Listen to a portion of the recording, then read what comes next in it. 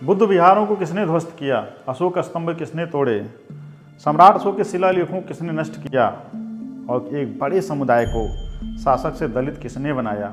एक लंबी कहानी है। मनुस्मृति भारत में कभी लागू ही नहीं हुई।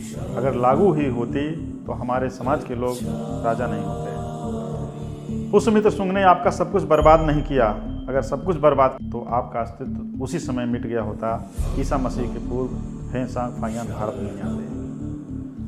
साथियों, जो बौद्ध हैं वही दलित आज के हैं। दलितों को ही बौद्ध बनना है अगर अपने कष्टों से मुक्ति पानी है और इस देश का फिर से हुक्मरान। साथियों, भारत में हैं सांग के बाद और नालंदा लाइब्रेरी जलाने के बाद आपकी स्थिति बौद्ध से दलित कैसे हुई, एक बहुत ऐतिहासिक जर्नी है।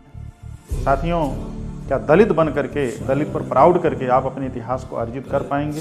इतिहास में लौट कर के निर्माण कर पाएंगे? ये बहुत बड़ा प्रश्न चिन्ह है। क्या दलित होना और विभिन्न बटे हुए जातियों का जो समाज है, क्या यही आपकी पहचान है? बिल्कुल भी नहीं। क्या जो ये जातियां हैं, क्या ये मनुस्मृति की देन है या नहीं? इन तमाम पहलुओं पर मैं विस्तृत चर्चा करने वाला हूं। साथियों, आप इस वीडियो को ध्यान से देखिएगा। नमो बुद्धाय। साथियों, ये सिंगिंग बाउल है जिसको रेस्टिंग बाउल भी कहते हैं, यानी कि गाने वाला कटोरा या आराम देने वाला कटोरा। बौद्ध धर्म में इसकी क्या उपयोगिता है? आप बहुत सारे बुद्ध विहारों में गए होंगे और आपने इस तरह से देखा होगा। इसमें जिनको जानकारी नहीं है वो ये कहते आपको मिलेंगे कि ये पाखंड है, क्योंकि जो भी दलित हैं, बुद्धिस्ट नहीं बने हैं, वो सब कुछ दलित के चश्मे से ही देखते हैं। उनको इतिहास भूगोल समझ में नहीं आता, क्योंकि उनको ये लगता है कि 2500 साल से वो शोषित ही हैं। उनकी हिस्ट्री ज्योग्राफी कुछ है नहीं, उनके मेंटालिटी पे इसका असर है।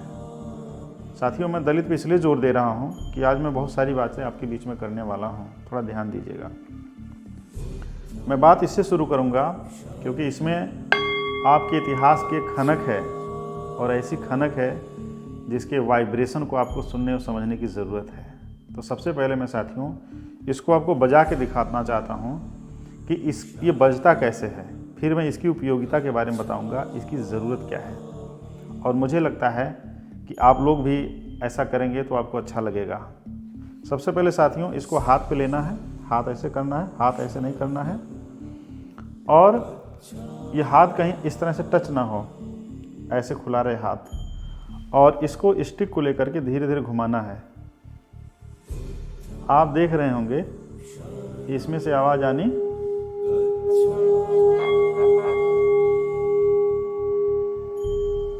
इसमें आवाज़ आ रही है। जो नए हैं थोड़ा सा इसको प्रेस कर दें, उसके बाद घुमाएं।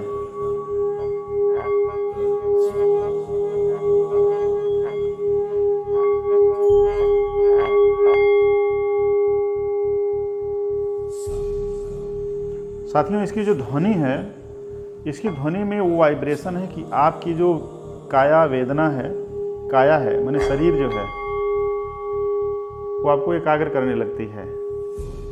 ये बौद्ध विद्वानों के द्वारा इजाद किया हुआ, इन्वेंट किया हुआ चाइना का ये प्रोडक्ट है। चाइनीज लोगों का इस पे आविष्कार करने का श्रेय उनको जाता है। साथियों, दुनिया में बौद्ध दर्शन फैला और वहाँ के भौगोलिक, सामाजिक, राजनीतिक परिवेश के आधार पे वहाँ पे विकसित हुआ। हम उसको थेरवादा भी कहते हैं, हम उसको महायाना भी कहते हैं, वज्रयाना भी, तंत्रयाना भी कहते हैं। साथियों, ये बौद्ध धर्म का विकसित रूप है और बिना इसको समझे इसकी आलोचना करना नहीं चाहिए। बहुत सारे साथी वीडियो देखते हुए ये सोच रहे होंगे कि मैं जेएनयू से पढ़ा हूँ, प्रोफेसर हूँ, ये पाखंड क्या है।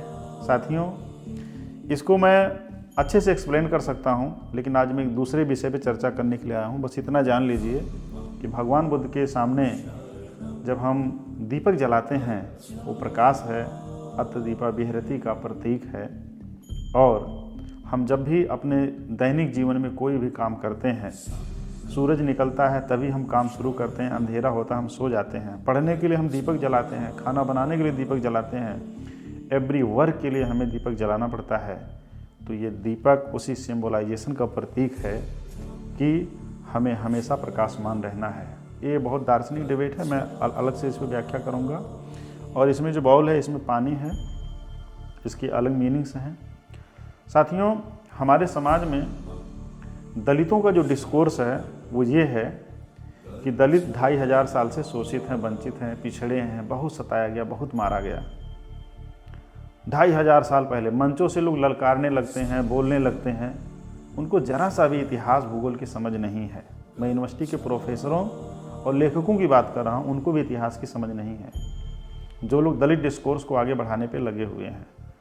दलित डिस्कोर्स का सबसे बड़ा ब्लंडर ये है कि वो इतिहास के साथ बहुत ज़बरदस्त छेड़खानी कर रहे हैं। जैसे वो कहेंगे कि दलित 2500 साल से शोषित हैं, तो साथियों सबसे पहले इसी शब्द की हम व्याख्या करते हैं कि दलित 2500 साल से शोषित क्यों नहीं हैं। साथियों, भारत का इतिहास इस बात का गवाह है कि प्राचीन भारत 16 महाजनपदों में और 10 गणराज्यों में विभाजित था। 16 महाजनपदों की जब हम बात करते हैं, 10 गणराज्यों की बात करते हैं, तो उसमें जो मैक्सिमम राजा थे, रूलर जो थे, वो आपके आज के वर्तमान के SC OBC समाज से थे, ST समुदाय से थे। भगवान बुद्ध के समय में भी ये समुदाय उनके धर्म में बहुत बड़ी संख्या में दीक्षित था। भगवान बुद्ध को क्षत्रिय का भी कहा जाता है, और क्षत्रिय वह है जो राजा है। जैसे PhD कोई भी कर लिया तो उसको डॉक्टर कहा जाएगा, डॉक्टरेट की उपाधि, डॉक्टरेट वो हो गया, चाहे किसी भी समुदाय का व्यक्ति हो। तो ठीक उसी तरीके से क्षत्रिय उसको कहा जाता था जो राजा होता था। आज के डेट में जो राजपूत हैं ये एक अलग जाति हैं, ये क्षत्रिय नहीं हैं। इसमें से जो लोग राजा थे उनको क्षत्रिय कहा जाता था। तो साथियों, उसको समझने की ज़रूरत है। इसीलिए बहुत सारे समाज के लोग, SC OBC समाज के लोग ये कहते हैं कि मैं क्षत्रिय हूँ। आप देखेंगे यादव समुदाय के लोग भी कहते हैं कि मैं क्षत्रिय हूँ, कुर्मी समुदाय के लोग भी कहते हैं मैं क्षत्रिय हूँ, और पासी समुदाय के लोग भी कहते हैं मैं क्षत्रिय हूँ। चमार समुदाय के लोगों की बात बीच में आती है, धोबी समाज के बीच में आती है बातें कि वो क्षत्रिय हैं इतिहास के। तो ये सही है, ये झूठ नहीं है साथियों, क्योंकि जो राजा थे वही क्षत्रिय कहलाए। अब कहेंगे कि हम प्रेजेंट टाइम में बहुत गरीब हैं, पिछड़े हैं, तो ये कैसे हो सकता है। और यह भी बात कही जाती है कि पुष्यमित्र शुंग ने बौद्धों का सब कुछ ध्वस्त कर दिया और मनुस्मृति ने समाज में गुलामी ला दिया। आप कह रहे हैं कि नहीं, हम लोग शासक थे। साथियों, इतिहास पे थोड़ा सा नज़र दौड़ाएं। ईसा मसीह से पूर्व यानी भगवान बुद्ध के समय में, उनसे पहले और उनके बाद भारत में जो है समाज में देख रहे हैं कि राजे रजवाड़े बड़ी संख्या में लोग हैं, और समाज की जो अर्थव्यवस्था है बहुत अच्छे से संचालित है। देसी विदेशी भारत में व्यापार हो रहा है।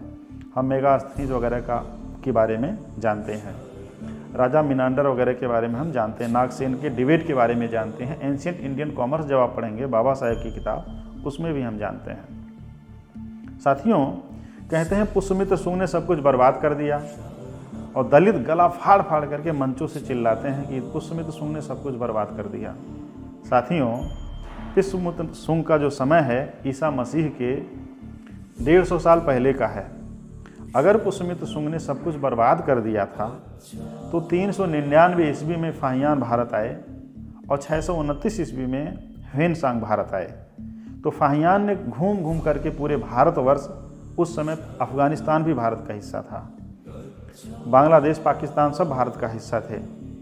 और फाहियान ने कहा कि भारत में सब कुछ सही सलामत है, यहाँ विश्वविद्यालय हैं, यहाँ बड़ी बड़ी मोनेस्ट्री हैं, बुद्ध विहार हैं, भगवान बुद्ध के स्तूप हैं, स्टैचू हैं, सम्राट अशोक के द्वारा स्थापित शिलालेख हैं, लघु लेख हैं, स्तंभ लेख हैं। उसने ये वर्णन किया। यानी पुष्यमित्र शुंग के बारे में जो दलितों का तर्क है कि उसने सब कुछ बर्बाद कर दिया, फिर गुलाम हम हो गए और सब कुछ खत्म हो गया, ये कितना झूठ है साथियों, इसको समझने की ज़रूरत है। कि उंगली कटी तो ये बता दिया गया कि सर कट गया। उंगली कटने में सर कटने में बहुत फ़र्क होता है। 629 ईस्वी में भारत में जब ह्वेनसांग आए, ह्वेनसांग जो है जब पूरे भारत का भ्रमण किए तो उन्होंने कहा कि कपिलवस्तु में थोड़ा बहुत चीज़ें डैमेज हुई हैं, बाकी पूरा भारत सही सलामत है। और मैं नालंदा की लाइब्रेरी, नालंदा विश्वविद्यालय में पढ़ रहा हूँ, और मैं खुद राजगीर गया, बोधि गया, कश्मीर से एंट्री जब उनकी होती है और उसके बाद ये पूरा आते हैं आपका कपिलवस्तु आते हैं, राजगीर जाते हैं, श्रावस्ती जाते हैं, कुशीनारा जाते हैं, कौशल प्रांत जाते हैं, मथुरा जाते हैं। यानी पूरे भूभाग पर जो है वो घूम घूम कर के देशना करते हैं, सीखते हैं। और राजा हेनसांग, सम्राट हेनसांग जो कन्नौज के राजा थे, उनके निमंत्रण पर क्या नाम है, प्रयागराज में डिबेट में हिस्सा लेते हैं और भारतीय विद्वानों को हरा देते हैं।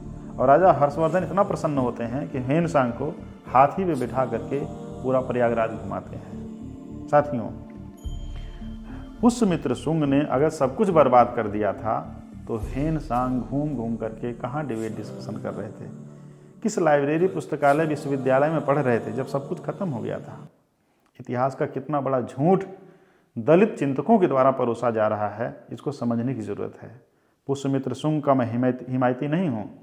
पुष्यमित्र शुंग बृहद्रथ को मार करके शासन सत्ता हथियाया, बौद्ध भिक्षुओं को मरवाया, इसका हमें प्रमाण है।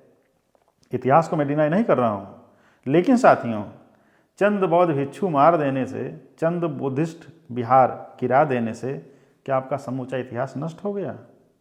नहीं। तो साथियों, आपको समझने की जरूरत है कि जब भारत 16 महाजनपदा में था, 16 महाजनपदा में एक मगधगढ़ राज्य था। मगधगढ़ राज्य के राजा थे राजा बृहद्रथ, उनका सेनापति था पुष्यमित्र शुंग जो ब्राह्मण समुदाय से था। उसने मारा, इतिहास गवाह है, कोई दिक्कत नहीं है। बहुत सारे बौद्ध भिक्षुओं को मारा, ये भी प्रमाण है। स्वर्ण मुद्राएं सबके गलों पे रखा, ये भी प्रमाण है। लेकिन आपका इतिहास नष्ट नहीं हो गया था। जो आप ये रट लगाए हुए कि आपका इतिहास, भूगोल सब कुछ नष्ट हो गया, ये बहुत भ्रामक तथ्य है, बहुत बड़ा झूठ और फ्रॉड है साथियों। क्योंकि हेनसांग फाहियान 550 साल, 850 साल के आसपास आ करके पुष्यमित्र शुंग के बाद भारत को का वर्णन कर रहे हैं कि भारत जैसी भूमि पूरी दुनिया में कहीं पर नहीं है। अब सवाल साथियों इसके बाद ये बात आता है कि दलित अछूत, गरीब, पिछड़े ये कैसे हो गए? ये भी तर्क दिया जाता है कि आज तो हमारे साथ छुआछूत होता है, आप तो इतिहास के हमें नायक बता रहे हैं। अभी तक जो मैंने बताया, हेनसांग तक का समय आप इस देश के रूलिंग क्लास हैं, बौद्ध भिक्षु विद्वान हैं और तमाम विश्वविद्यालय, लाइब्रेरी और आपकी मोनेस्ट्रीज भारत में स्थापित है। ये क्लियर है, इतिहास का प्रमाण जाके पढ़िए भी आप लोग। और इसकी वकालत, इसके बारे में सारा प्रमाण हर तरह के, हर समाज के इतिहासकारों ने लिखा भी है। अब सवाल यह आता है कि अब दलित कैसे बन गए? 1193 में बख्तियार खिलजी ने जब हमला किया नालंदा विश्वविद्यालय पे, वहाँ से आप डिक्लाइन होना शुरू होते हैं। Baba Saheb doctor B R Ambedkar, revolution and counter revolution उनकी किताब है, जिसको हिंदी में कहते हैं क्रांति और प्रतिक्रांति। उस किताब में एक चैप्टर है उनका, उस चैप्टर का नाम है decline and fall of Buddhism, यानी भारत में जो बौद्ध धर्म है वो कैसे खत्म हुआ, उसकी अवनति कैसे हुई। साथियों, बख्तियार खिलजी जब आपकी लाइब्रेरी को जलाता है तो बड़ी संख्या में बुद्धिस्ट मोनेस्ट्रीज गिराई जाती हैं, क्योंकि हेनसांग जो है 1000 ईस्वी के आसपास का समय है। हेनसांग का जो है 629 में खुद आए, वो जो है 700 ईस्वी के आसपास का जो है, सब कुछ सही सलामत है। और आपकी लाइब्रेरी हेनसांग के बाद 1193 में जलाई जाती है, तब तक आप आबाद हैं इस देश के अंदर। आपके देश में तमाम जो बुद्ध विहार हैं स्थापित हैं, बौद्ध भिक्षु किताबें लिख रहे हैं, ग्रंथ लिख रहे हैं, और 9वीं 10वीं 11वीं 12वीं के विद्वानों के द्वारा लिखी गई किताबें भी अवेलेबल हैं। ये झूठ बात नहीं है। अब सवाल इस बात का आता है कि जब 1193 में बख्तियार खिलजी ने नालंदा लाइब्रेरी जलाई, तब तक जब आप शासन सत्ता में थे तो दलित कब बने? साथियों, 712 में मोहम्मद बिन कासिम का सिंध पे हमला होता है। सिंध पे हमला होने के बाद लगातार हमले गल्फ कंट्रीज से बढ़ते जाते हैं मुस्लिम आक्रमणकारियों के द्वारा। उसके बाद हम साथियों देखते हैं कि जब यहाँ पे मुस्लिम हुकूमत भारत में स्थापित हो जाती है, मुगलिया सल्तनत दिल्ली पे कब्जा करके पूरे देश को रूल करना शुरू करती है, उसके जस्ट बाद ईस्ट इंडिया कंपनी का भारत में एंट्री हो जाता है 16वीं शताब्दी के आसपास। और सूरत में अपनी कंपनी स्थापित करने के बाद ईस्ट इंडिया कंपनी इस देश को रेगुलेटिंग एक्ट के थ्रू और इंडिया एक्ट के थ्रू रूल करना शुरू कर देती है। साथियों, सवाल अब इस बात का है कि अनटचेबिलिटी फिर कहाँ से आई? या आपके लोग गरीब कैसे हुए? सदगुरु रविदास, सदगुरु कबीर आपके समाज के दो ऐसे विद्वान जो पूरा मध्यकाल में ललकारते हुए कह रहे हैं कि हमारा अस्तित्व क्या है, हमारा वजूद क्या है, और अपनी पूरी बात को पूरे ताप के साथ, टेम्परामेंट के साथ कह रहे हैं। और बड़ी संख्या में इस समुदाय के लोग बौद्ध धर्म के डिक्लाइन के बाद ख़त्म होने की स्थिति में लोग कबीरपंथी और सदगुरु रविदास के पंथ में रविदासी हो गए। यानी बहुत बड़ी संख्या में सदगुरु रविदास और सदगुरु कबीर ने आपके समाज के लोगों को दूसरे धर्म में जाने से बचा लिया। अब सवाल इस बात का साथियों कि आपको बचाया क्यों, और आप बचे क्यों, और आप वहाँ गए क्यों? क्योंकि आप में गुलामी एक्सेप्ट करने की प्रवृत्ति कभी थी ही नहीं। जो यह बात दलित साहित्यकारों के द्वारा या दलित चिंतकों के द्वारा परोसा जाता है कि आप गुलाम हो गए। गुलामी का कॉन्सेप्ट यह है साथियों कि जब आप किसी की गुलामी एक्सेप्ट करते हैं तो आप अपने तमाम चीज़ों को पूरी तरीके से भूल जाते हैं, ख़त्म हो जाता है आपका। आप सरेंडर कर जाते हैं। आपके बाद भिक्षु ने सरेंडर नहीं किया, जान की बलि दी। आपके तमाम विश्वविद्यालय और बुद्ध विहार गिराए गए, स्तूप गिराए गए, आप सरेंडर नहीं किए। नाथ संप्रदाय मत्स्येंद्र नाथ गुरु आते हैं, गुरु गोरखनाथ आते हैं, गुरु गोरखनाथ और गुरु मत्स्येंद्र नाथ के बाद आपके यहाँ सदगुरु रविदास कबीर आते हैं। भारत में और भी संत आ जाते हैं। ये पूरी तरीके से तथागत बुद्ध की ही बात कर रहे हैं, धम्मपद और बौद्ध दर्शन की ही बात कर रहे हैं। क्योंकि मैंने एक वीडियो भी बनाया है कि सदगुरु रविदास की वाणी में धम्मपद, यानी सदगुरु रविदास और सदगुरु कबीर जिस चिंतन को लेकर के बात कर रहे हैं, तथागत सम्यक संबुद्ध उसको बहुत पहले कर चुके हैं। जैसे एक एग्जाम्पल समझिए साथियों कि कबीरदास जी कहते हैं कि कबराए खड़ा बाजार में मांगे सबकी खैर, ना काहू से दोस्ती ना काहू से वैर। यानी कबीर ये कह रहे हैं कि कबीरा इस समाज के बाजार में खड़ा है। समाज एक बाजार की तरह है, उसमें मैं एक कबीर की तरह खड़ा हूँ, आप भी वहाँ पे हैं। हर व्यक्ति अकेला है, हर व्यक्ति समाज का हिस्सा है। ना काहू से दोस्ती ना काहू से बैर का मतलब ये है कि आप बहुत ज़्यादा किसी से दुश्मनी कर लेंगे तो आपका अस्तित्व नष्ट हो जाएगा, और हद से ज़्यादा अगर मित्रता कर लेंगे तब भी आपका अस्तित्व नष्ट हो जाएगा।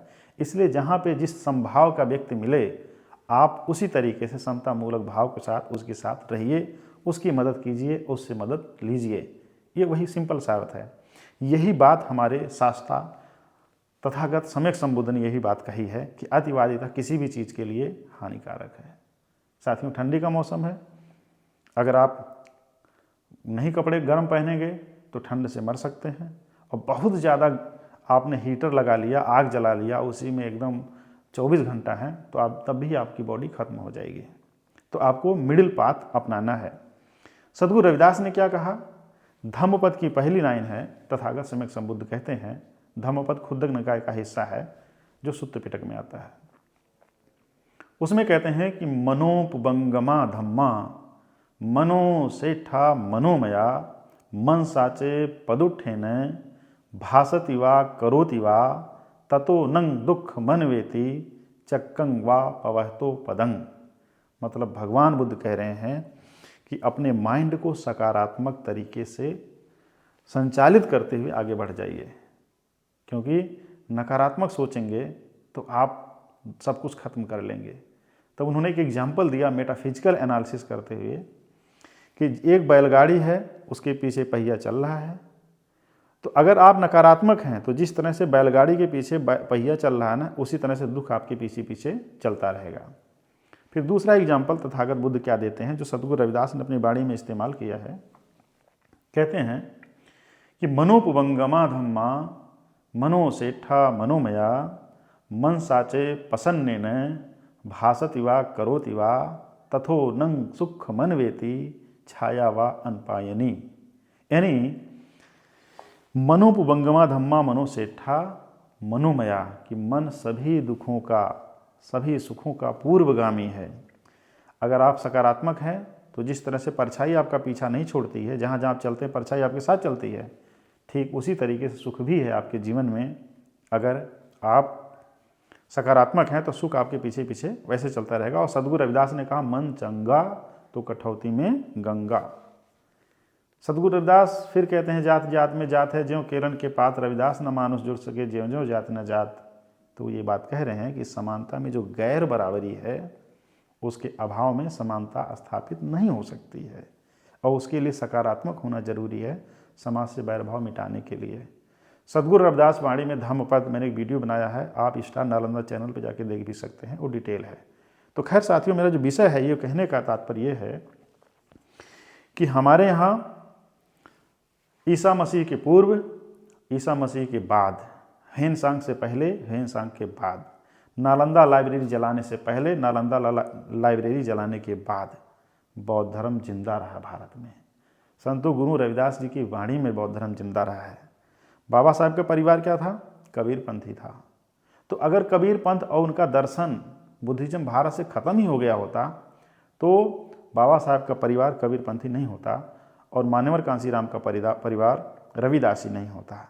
ये दोनों मिलकर के भगवान बुद्ध के ही आंदोलन को फिर आगे बढ़ाते हैं। साथियों, अब आप कहेंगे कि आज के डेट में हमारे पास कुछ है नहीं, ज़मीनें नहीं हैं, समाज में सम्मान नहीं है, दोनों चीज़ें नहीं हैं, तो स्थिति बनी कहाँ से? साथियों, भारत का इतिहास ये बताता है कि प्राचीन भारत में तो आप गरीब नहीं थे, शासक थे, इतिहास है। प्राचीन भारत में आप दलित भी नहीं थे, सिविलाइज्ड थे। प्राचीन भारत में पढ़ने का भी अधिकार था आपको, यह भी इतिहास है। सवाल इतिहास जो आपका डिसबैलेंस होता है वो मध्यकाल में आकर के होता है, और जब ईस्ट इंडिया कंपनी की एंट्री होती है उस समय से आप डिसबैलेंस होना शुरू हो जाते हैं। एक एग्जाम्पल देखें साथियों, इसके लिए आपको समझना होगा भारत में ज़मींदारी प्रथा, सामंतवादी प्रथा, रैयतवाड़ी, महालवाड़ी प्रथा को समझना होगा। ये एक्चुअल में बात फंसी कहाँ पे है। अंग्रेज ज़मींदारी जब आगे बढ़ाए तो ज़मीनों का कर के लिए उन्होंने भारत के लोगों को नियुक्त किया, और जिन लोगों को नियुक्त किया वह लोग आपके एससी और ओबीसी समाज से, आदिवासी समाज से ज़मीनों का कर ज़्यादा वसूलना शुरू कर दिए। और ज़मीनों का कर जब ज़्यादा वसूलना शुरू कर दिए तो ऐसी स्थिति में आपके लोग उस कर को, लगान को चुका नहीं पाते थे। तो ये जाकर सीधे ब्रिटिश गवर्नमेंट से शिकायत करते थे कि ये लोग ज़मीन का जो टैक्स चुका नहीं पा रहे हैं। तो गवर्नमेंट कहती थी ठीक है, फिर अगले साल उनसे लीजिए और उसके लिए उनको दुगना लगान देना पड़ेगा। तो भारतीय कृषि मानसून का जुआ है। बारिश होती थी तो फसल होती थी, फसल होती थी तो लोग अनाज जो है टैक्स के तौर पे, लगान के तौर पे देते थे। जब बारिश नहीं होती थी, फसल भी नहीं होती तो लगान नहीं दे पाते थे। तब लोगों ने क्या किया, हमारे लोगों से ज़मीनों का इस्तीफा दिलवाना शुरू किया कि भाई तुम्हारा जेल हो जाएगा, ज़मीनों से इस्तीफा दे दो। इस तरह से बड़ी संख्या में आपके लोगों को ज़बरदस्ती इस्तीफा दिलवाया गया, कागजात पे साइन करवाए गए, और जहाँ कृषि योग्य भूमि, जंगलों काट के कृषि योग्य भूमि बनाई जाती थी, वहाँ लोग ज़बरन कब्जा कर लेते थे। आज भी आप तमाम थाने वगैरह का रिपोर्टिंग देखेंगे, FIR वगैरह, तो बड़ी संख्या में लोग, आज भी ऐसे लोग हैं जो ज़मीनों पे कब्जा करते हैं। उनकी ज़मीनें नहीं लेकिन फिर भी कब्जा करते हैं, घर बनाते हैं, खेती कर लेते हैं। लेकिन जब इतिहास में भारतीय संविधान नहीं लागू था, उसके पहले वाले समय में जब आप जाएंगे तो आप देखेंगे कि तब भी आपके लोग डिस्प्लेस किए जा रहे हैं। सवाल साथियों, अब आपके मन में सवाल आ रहा होगा कि जब आप शासक थे फिर दलित कैसे बन गए, जब आप मजबूत थे तो फिर आपके साथ सब होने क्यों लगा? साथियों, भारत में बौद्धों और सवर्णों के बीच में सत्ता संघर्ष रहा मुसलमानों के आगमन से पहले। मुसलमानों का आगमन जब भारत में होता है तो बौद्धों और मुसलमानों में संघर्ष होता है। बौद्ध इसमें लड़ाई हार जाते हैं और मुस्लिम ताकतें भारत में लड़ाई जीत जाती हैं, और फिर यहाँ पे मुस्लिम शासन सत्ता व्यवस्था संचालित होनी शुरू हो जाती है और एक लंबे समय तक संचालित रहती है। ईस्ट इंडिया जब कंपनी आती है तब तक यहाँ के लोग अपनी शासन व्यवस्था गंवा चुके होते हैं, और ज़मींदारी के द्वारा और कब्जे के द्वारा इनकी ज़मीनें लगातार कब्जा की जाती हैं। क्योंकि इतिहास के आप बौद्ध हैं, इतिहास के आप शासक हैं, तो लोगों की इस बात का पूरा खौफ है, डर है कि कहीं आप अपने इतिहास में पुनः न लौट जाएं, यानी आप अपने अस्तित्व को पुनः स्थापित ना कर लें। उसके लिए लोगों ने क्या किया कि आपकी संस्कृति और सांस्कृतिक स्थल यानी संस्थानों को ध्वस्त किया गया। इसीलिए जितने भी बुद्ध विहार हैं, जितने भी बौद्ध स्तूप हैं, स्तंभ हैं, टूटे हुए अवस्था में मिल रहे हैं। जितने भी भगवान बुद्ध की मूर्तियां हैं खुदाई में जो निकल रही हैं, लगभग टूटी हुई अवस्था में मिल रही हैं। इतना विशाल साम्राज्य, इतने बड़े बड़े स्तूप, 80-80 फीट के स्तूप ध्वस्त हैं, और वो खुदाई में मिल रहे हैं। सवाल साथियों इस बात का है कि हड़प्पा सभ्यता की बिल्डिंगें टूटी हुई अवस्था में नहीं दिखाई दे रही हैं, लेकिन आपके बौद्ध स्थल टूटे हुए अवस्था में दिखाई दे रहे हैं, जबकि हड़प्पा सभ्यता पहले है और बौद्ध सभ्यता बाद में है। अब आपको इस बात को समझना होगा साथियों कि स्तूप स्तंभ इतने मोटे मोटे अशोक के स्तंभ पत्थर के बने हुए, ऊपर जो लगा हुआ शेर है टूटा हुआ है, उस पर लिखे हुए जो प्राकृत भाषा में शब्द हैं वो मिटा दिए गए हैं, कई खंडों में तोड़ दिया गया है, मूर्तियां तोड़ दी गई। तो किन लोगों ने तोड़ा? अब सवाल बात का यहाँ पर फंसता है कि तोड़ा किसने? क्या ब्राह्मणों ने तोड़ा या मुसलमानों ने तोड़ा? अब समझना होगा साथियों कि ब्राह्मण समुदाय के लोग भगवान बुद्ध को ये मानते हैं कि वो उनके धर्म ग्रंथों के अनुसार एक अवतार हैं। इस आधार पे वो उनकी पूजा भी करते हैं। जब आप राम मंदिर में जाएंगे तो राम मंदिर में आप देखेंगे कि रामचंद्र के बगल में भगवान बुद्ध भी हैं। यानी कि अगर उनको नफरत होता तो वो शायद भगवान बुद्ध की मूर्ति उसमें ऐड नहीं करते या तोड़ देते या लाते ही नहीं, और उनको कोई बाध्य भी नहीं कर सकता था कि आप लगाइए या मत लगाइए। अब सवाल इस बात का है साथियों कि भारत में जो बौद्धों की स्थिति ये बनी वो क्या हुई, ऐसी क्यों, क्या कंडीशन बने कि ऐसी स्थितियाँ आती शुरू हो गई। ईस्ट इंडिया कंपनी में ज़मींदारी के विरोध जब आंदोलन छेड़ दिया था बिरसा मुंडा ने, बिरसा मुंडा से पहले तिलका मांझी ने, और ग्रामीण इलाके में जो ज़मींदारों के खिलाफ एक विद्रोह था वो आम जनमानस के बीच में था, क्योंकि ज़मीनें लोगों की जा रही थीं। अब जब भारत सरकार का लैंड टैक्सेशन रिपोर्ट जब पढ़ेंगे, यानी भारत में जो ज़मीनों का कर लिया गया, लगान लिया गया कि किसकी ज़मीनें कहाँ थी और किसने कितना लगान दिया, तब आपको चौंकाने वाले तथ्य आपको मिलेंगे। इसलिए मिलेंगे साथियों कि तब आप देखेंगे कि बड़ी संख्या में आदिवासी समुदाय के लोग, आज के एससी समुदाय के लोग, ओबीसी समाज के लोग बड़ी संख्या में ज़मीन का कर दे रहे हैं, और जहाँ नहीं दे पा रहे हैं वो ज़मीन से डिस्प्लेस कर दिए जा रहे हैं। और ये झूठे फरेब कब्जा उस समय से लेकर अभी तक जारी हैं। जब आप बिरसा मुंडा को पढ़ेंगे, मैंने इस पर रिसर्च पेपर भी लिखा है कि बिरसा मुंडा का आंदोलन भारत में ये बताया जाता है कि अंग्रेज़ों के खिलाफ आंदोलन था, लेकिन सच्चाई ये है साथियों कि बिरसा मुंडा का आंदोलन अंग्रेज़ों से ज़्यादा यहाँ के ज़मींदारों के खिलाफ था, क्योंकि आदिवासी समुदाय के लोग जो ज़मीनें जंगल काट करके खेती के लिए तैयार करते थे, वहाँ पे लोकल ज़मींदार आके कब्जा कर लेते थे, और मालगुजारी ज़मींदारी प्रथा के तहत टैक्स लेने के चक्कर में उनको ज़मीनें से डिस्प्लेस कर दिया गया। तो आदिवासियों में असंतोष व्याप्त हुआ और लोगों ने यहाँ के ज़मींदारों सामंतियों के खिलाफ बिगुल बजाना शुरू कर दिया। साथियों, शिबू सोरेन, हेमंत सोरेन के पिताजी, अभी उनका जन्मदिन वगैरह है, आज उन्होंने अपने ट्विटर अकाउंट पे अपडेट भी किया है कि हमारे पिताजी सामंतियों के क्या नाम है, जो ज़मींदारी प्रथा के तहत उनके पिता की हत्या हो गई थी, यानी शिबू सोरेन के पिताजी की हत्या हो गई थी। फिर उन्होंने सोचा कि हमने आदिवासियों को बचाने के लिए हमें आंदोलन छेड़ना होगा। तो साथियों, मेरे कहने का मतलब ये है कि इस देश के लोग, जो इमर्जिंग ताकतें थीं भारत के अंदर, ईस्ट इंडिया कंपनी के अंदर, जिसको आप कहते हैं कि फला की हवेली है, वो हवेलियाँ जो है अंग्रेज़ों की सरकार में बनी आपकी ज़मीनें हड़प करके। इसलिए जितने भी आप स्टेट हैं, छोटी छोटी रियासतें हैं, जो रियासतों को आप देखेंगे, ये रियासतें आपकी ज़मीनें हड़प करके रियासतें बनी हैं। अगर नहीं हड़पती तो इनकी रियासतें एग्जिस्टेंस में नहीं रहती।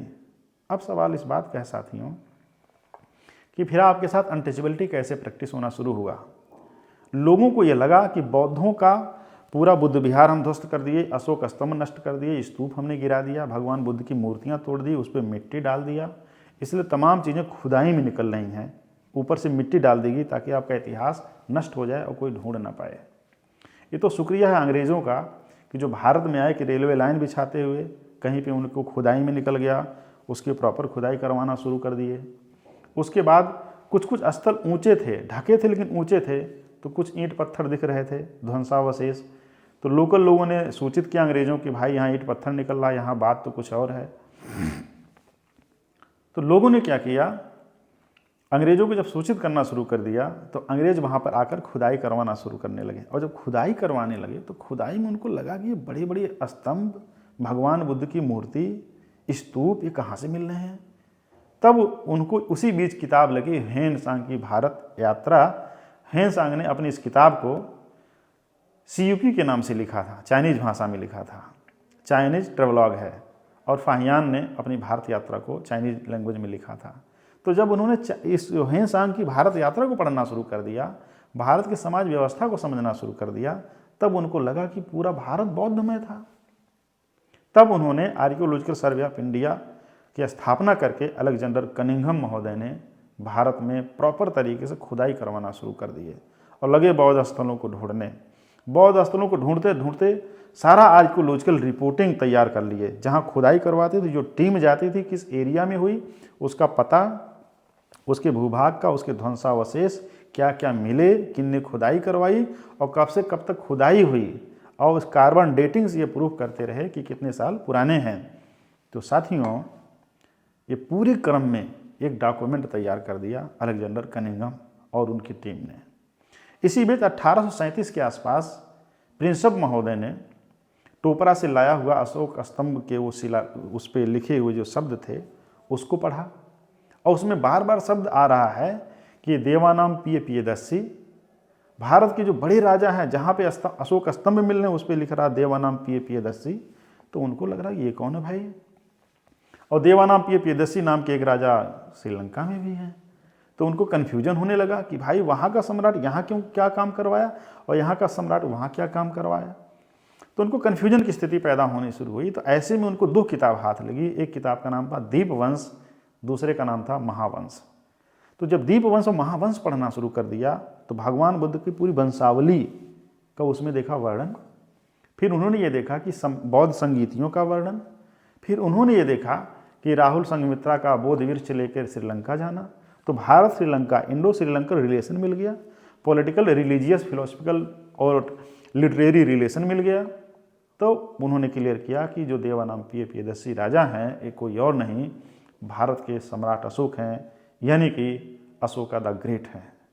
तो भारत का इतिहास जहाँ पे नालंदा लाइब्रेरी जलाने से पहले डॉक्यूमेंट के रूप में जिंदा है, वहीं अंग्रेज आते हैं, खुदाई करवा करके उस इतिहास को फिर से जिंदा कर देते हैं, और मध्यकाल आपके लिए पूरी तरीके से डार्क एज साबित है। और यही समुदाय जो ये चाहता था कि आपका इतिहास जिंदा ना हो, तो पहले वो आपके धर्म ग्रंथों को जलाया, उसके बाद आपके बुद्ध विहारों को ध्वस्त किया, उसके बाद बौद्ध भिक्षुओं को मारा गया, उसके बाद आपकी ज़मीनें लेनी शुरू कर दिए। क्योंकि बिल्डिंग जब बड़ी होती है तो गिराने में समय लगता है और कब्जा करने में भी समय लगता है, क्योंकि जिसकी बिल्डिंग है वो लड़ेगा, उसको मारने के बाद ही बिल्डिंग कब्जा कर पाएंगे, और उसके मरने के बाद आप उसको गिरा पाएंगे, क्योंकि जब तक जिंदा है तब तक वो लड़ेगा। हर कोई लड़ता है अपने अस्तित्व के लिए, और लड़ना भी चाहिए। ये भारत के बौद्धों का इतिहास रहा है। तो साथियों, भारतीय जो बौद्ध थे वो लड़ना जब शुरू कर दिए तो लड़ते लड़ते लड़ते ऐसी स्थिति में है कि जब इनकी ज़मीनें भी जाने लगीं, तब सतगुरु रविदास, कबीर दास के लोग मंडली बना बना के गांव-गांव में जा करके प्रचार करते रहे और अलख निरंजन की बात करते थे। साथियों, जो है जागते रहो की बात करते थे। ये अलख निरंजन कोई और नहीं, ये सम्यक संबुद्ध ही हैं, जिन्होंने निरंजना नदी के तट पर उरुवेला यानी बोधगया में ध्यान लगाया था। हर शब्द का अपना एक मीनिंग है साथियों, एक नरेशन है। तो यहाँ पे छुआछूत कौन करना शुरू कर दिया आपके साथ? छुआछूत आपके साथ वही समाज करना शुरू कर दिया कि जानता था कि अगर इस समाज का सामाजिक बहिष्कार नहीं किया गया, अगर ये जो आज के लोग हैं इनका संबंध दूसरे समाज के लोगों के साथ रहा, तो धीरे धीरे ये यूनिटी बना करके फिर से अपने धर्म ग्रंथों की रचना करना शुरू कर देंगे और भारत के इतिहास को ढूंढ लेंगे, और ये बड़ी कम्युनिटी कॉन्शियसनेस बना करके, एकता बना करके अपने सत्ता के लिए फिर से संघर्ष करेंगे और हमारे खिलाफ खड़े हो जाएंगे। साथियों, अब सवाल इस बात का ये है, क्या दलित अस्मिता है? क्या दलित आपकी पहचान है? बिल्कुल भी नहीं। मुझे लग रहा है आपको काफ़ी कुछ क्लियर हो रहा होगा, क्योंकि दलित होना आपकी पहचान कभी ना थी, ना है और ना होगी। एक सिपाही जब जंग मैदान में हार जाता है, मैदानी जंग में हार जाता है, तो दूसरी टीम का सिपाही उसके साथ बुरा बर्ताव करता है, कपड़े फाड़ देगा, चिमटे से मांस नोच लेगा, आग में जला देगा, नमक छिड़क देगा, कोड़े बरसाएगा, तेजाब का पानी पिलाएगा, गैस चंबर में झोंक देगा, लेकिन वो योद्धा है। आज आपके साथ जो अनटचेबिलिटी हो रही है, आपके साथ जो सामाजिक बहिष्कार आपका है, आप योद्धा हैं, आप बुद्धिस्ट हैं, इसीलिए आपका बर्ताव किया जा रहा है, ताकि जब समाज के सभी वर्ग आपके साथ छुआछूत करेंगे, आपसे किनारा कस लेंगे, तो आप अपनी शक्ति को फिर से रीऑर्गेनाइज नहीं कर पाएंगे। यही लोगों की चाल थी, यही अनटचेबिलिटी है। इसके लिए दोनों तरह के वर्ग जिम्मेदार हैं, जिनका मैं चर्चा कर रहा हूँ साथियों। अब सवाल इस बात का है साथियों, क्या दलित जो आपकी डिप्रेस सेक्शन पहचान बना दी गई, जो आपको दल दिया गया, पीस दिया गया, दलित मतलब जो दल दिया गया हो, वह बुद्धिस्ट जो दला गया उसको दलित कहा गया, तो क्या वही आपकी पहचान है? अगर यही पहचान है तो लड़ाई किस बात की? दलित अस्मिता नाम की पत्रिका भी निकलती है। दलित की क्या अस्मिता होती है? अस्मिता इंसान की होती है। जैसे किसी लड़की का अगर रेप हो गया तो क्या रेप विक्टिम उसकी अस्मिता है? नहीं, उसकी अस्मिता एज ए वुमन है, एज ए महिला, एज ए व्यक्ति, एज ए पर्सन उसकी डिग्निटी है। दलित या पिछड़ा आइडेंटिटी नहीं है साथियों, ये आपके बनाया गया कंडीशन है, और जो बुरा कंडीशन है उसी के खिलाफ आप लड़ रहे हैं, उसको आप अस्मिता भी कह रहे हैं, और आप दलित चिंतक भी बने हुए हैं। इसका मतलब ये है कि आप दलित चिंतक ही हैं, आप समाज निर्माण नहीं कर पा रहे हैं, आप समाज को उसी स्थिति में प्राउड करना सिखा दे रहे हैं जो उसका एक्चुअल पहचान है ही नहीं। इसको समझने की जरूरत है साथियों, बहुत बारीक बातें हैं। इसलिए Baba Saheb doctor B.R. Ambedkar Ramsay MacDonald से लंदन में डिबेट कर रहे थे कि हमारे लोग शोषित पीड़ित हैं, सताए गए हैं, मेन स्ट्रीम से बाइकआउट कर दिए गए हैं, मुझे इस देश में हिस्सा चाहिए। वो ये नहीं कहने कि हम दलित हैं, हमारी कंडीशनिंग बना दी गई दलित, हमें बाइकआउट किया गया संसाधनों से, समाज व्यवस्था से। और जैसे ही वो समाज व्यवस्था में अधिकार लिखित रूप में पा जाते हैं, संविधान के रूप में, वो बौद्ध धर्म स्वीकार कर लेते हैं और सीधे बताते हैं कि बौद्ध धर्म का जो फ्यूचर है ब्राइट है।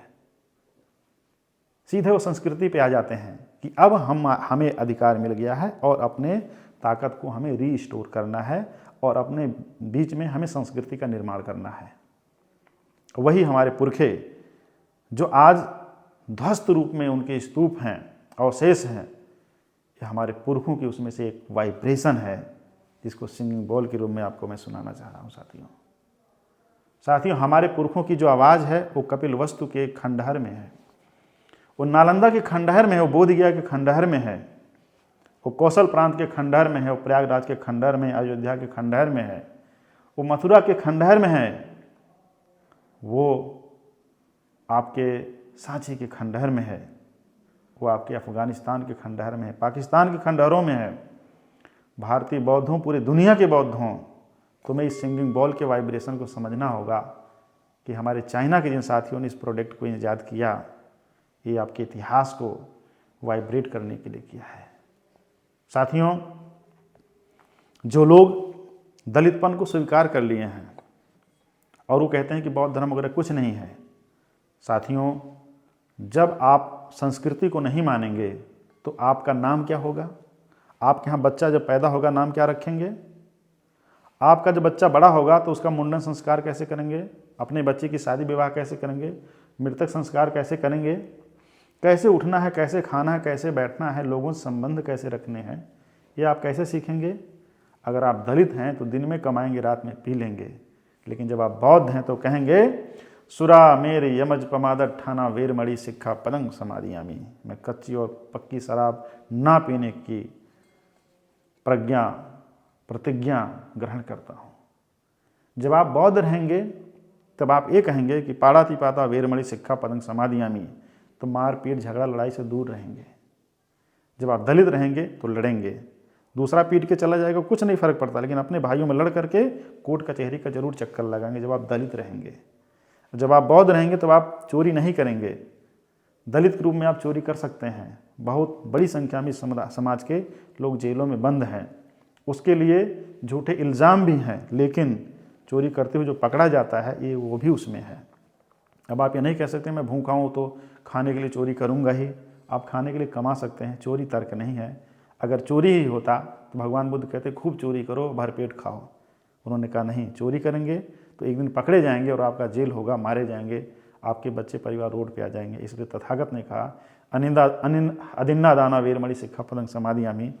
अपने लोगों से झूठ जब बोलेंगे, झांसे में रखेंगे, गलत काम करेंगे, व्यभिचार करेंगे, तो आप पूरी तरीके से नष्ट हो जाएंगे। आज के डेट में जो दलित हैं वो वही लोग दलित हैं जो पंचशील का पालन नहीं करते हैं। जो पंचशील का पालन करते हैं, जैसे चोरी ना करना, व्यभिचार न करना, शराब न पीना, झूठ ना बोलना, पाप कर्म ना करना, जो नहीं करता है वही बौद्ध है और जो करता है वो दलित है। अब आप समझेंगे साथियों कि हम तो दलित थे लेकिन हम नौकरी में हैं, हम तो बौद्ध हुए ही नहीं। बहुत सारे लोग प्रोफेसर, IAS इंजीनियर भी होंगे, कहेंगे यार हमारे माता पिता तो बड़े गरीब थे लेकिन मैं तो प्रोफेसर बन गया, मुझे बौद्ध धर्म की क्या ज़रूरत है। वो बड़ा गजब का तर्क देंगे, क्योंकि आदि खोपड़ी के हीरो है ना।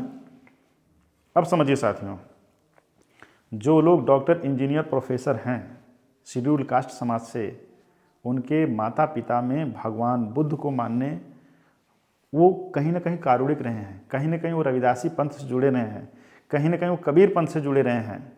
मैं स्वयं, मेरे मामा जी कबीर पंथी थे जिनका नाम समझावन दास था। मेरे घर परिवार में रविदास जी को मानने वाले लोग थे, तथागत बुद्ध को मानने वाले लोग थे। तो मैं आज सिद्धार्थ यूनिवर्सिटी में प्रोफेसर बन गया। मेरे जितने भी मित्र हैं प्रोफेसर बने हुए हैं, जवाहरलाल नेहरू यूनिवर्सिटी के जितने भी मेरे साथी पढ़ रहे हैं, उनके परिवार में कबीर दास जी को मानने वाले, सदगुरु रविदास जी को मानने वाले, गुरु गोरखनाथ को मानने वाले, चोखा मेला को मानने वाले, संत गाडगे बाबा को मानने वाले, गुरु नानक को मानने वाले लोग हैं। यानी कि आपके घर में एक दर्शन है, संस्कार है। मेरे माता पिता कभी शराब नहीं पिए, मेरे माता पिता ने कभी किसी को नहीं सताया। क्यों परिवार आगे जा रहा है? उसका सबसे बड़ा कारण है कि संस्कार है। भगवान बुद्ध ने इसीलिए कहा कि जब तक आपके माइंड में दर्शन नहीं आएगा, संस्कार नहीं आएंगे, समता का भाव नहीं आएगा, आप पूरी तरीके से डिक्लाइन कर जाएंगे, ध्वस्त हो जाएंगे। इसलिए दलितों को दलितपन छोड़ करके बौद्ध धर्म की तरफ आना चाहिए, सीखना चाहिए सदगुरु रविदास, सदगुरु कबीर से, तथागत बुद्ध से, कि हमें किस तरीके से। आज आपके समाज के लोग क्या कर रहे हैं? बड़ी मेहनत से नौकरी पाते हैं और शाम को ठेके पे नजर आते हैं। अब आप बताइए, जब आप शराब पिएंगे तो आपका 3 चीज़ ध्वस्त हो जाएगा। एक तो अगर कोई पीता हुआ देख लिया तो आपका सम्मान खत्म है वहीं पर, दूसरा आपका पैसा गया, और तीसरा शराब पिएंगे तो जल्दी आपका गुर्दा और किडनी जल्दी खराब होगा। तो पूरी तरीके से आप ख़त्म हो जाएंगे। और जिस दिन रिटायर होंगे ना, शिक्षक के रूप में रिटायर होंगे, उसके बाद आप दलित फिर हो जाएंगे। IAS के रूप में रिटायर होंगे, दलित हो जाएंगे। तो नौकरी पाते हुए चाहे जितना आप आहें भर लीजिए, धौंस दिखा लीजिए, रिटायरमेंट के बाद वो भी नहीं रह जाएगा, जो बचा है वो भी ख़त्म हो जाएगा। यानी गवर्नमेंट का जो सैलरी है उस पर भी अकड़ने के कोई फ़ायदा नहीं है। आपका परिवार गरीब है, कोई बात नहीं है, आप अपने यहाँ संस्कार लाइए, आपका परिवार फिर से आगे बढ़ जाएगा। तो साथियों, ये जो वाइब्रेशन है, ये वाइब्रेशन उसी 2500 साल का वाइब्रेशन है। ये भिक्षापाक्त के रूप में जो वाइब्रेशन आप साथियों समझना होगा। ये वाइब्रेशन कहता है, चरत भिक्षवे चारिकं बहुजन हिताय बहुजन सुखाय लोकानुकंपाय अथाय हिताय सुखाय देव मनुष्यानंग। हम फिर डिबेट में आएंगे साथियों और आपसे बात करेंगे। आपका कोई प्रश्न है तो आप कमेंट बॉक्स में ज़रूर डालिए। और दलित हम नहीं हैं, हम इस देश के बौद्ध हैं, यही भारत का इतिहास है। नमो बुद्धाय, नमो धम्माय, नमो संघाय।